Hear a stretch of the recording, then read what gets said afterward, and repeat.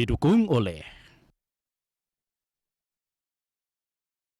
Assalamualaikum warahmatullahi wabarakatuh. Para pemirsa Berita Satu TV yang budiman, hari ini kita akan membahas salah satu hikmah dari puasa apa yang disebut dengan imsak. Imsak adalah pengendalian diri. Imsak tentu tidak hanya seperti yang disampaikan oleh masyarakat kita di masjid-masjid, bahwa ada waktu 10 menit jeda setelah makan sahur sampai menjelang subuh. Tetapi itu sebetulnya baru sebatas kehati-hatian, atau dalam istilah agama disebut dengan i'tiyad. Itu supaya orang kemudian berhati-hati, tidak sampai kemudian kebablasan sampai masuk waktu subuh. Sementara yang imsak yang sesungguhnya itu itulah hakikat dari puasa. Mulai dari kita subuh sampai nanti maghrib, kita mampu mengendalikan diri.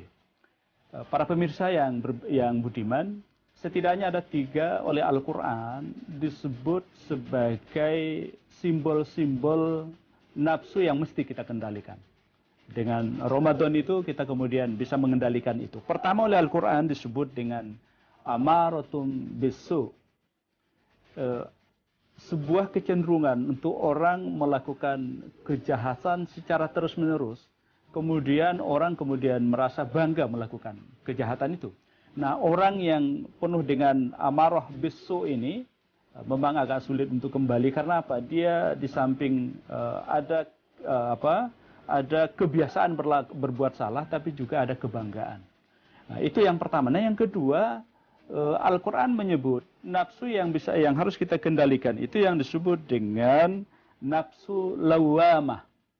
Nah, lawamah ini sebetulnya ini kalau dalam bahasa sehari-hari, orang yang kiri kanan oke. Pada satu saat dia dengan taat melakukan ibadah-ibadah keagamaan, orangnya baik, tapi pada saat yang bersamaan juga dia kemudian melakukan kesalahan. Dia mencela dirinya sendiri, dia menangis, tapi kemudian setelah dia menangis, dia bertaubat, tapi kemudian dia mengulangi perbuatan-perbuatan yang salah. Ini yang disebut dengan nafsu lawamah.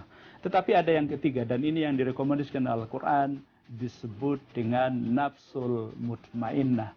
Nafsul mutmainnah ini adalah jiwa nafsu yang kemudian menyebabkan jiwa kita menjadi tenang. Nah, inilah sesungguhnya puncak dari pengendalian nafsu, menjadi nafsu yang mutmainnah.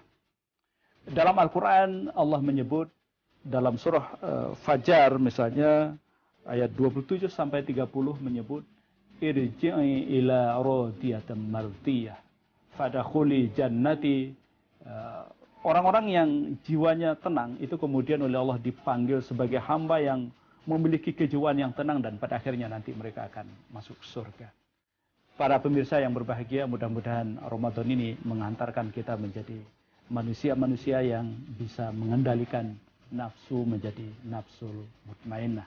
Assalamualaikum warahmatullahi wabarakatuh.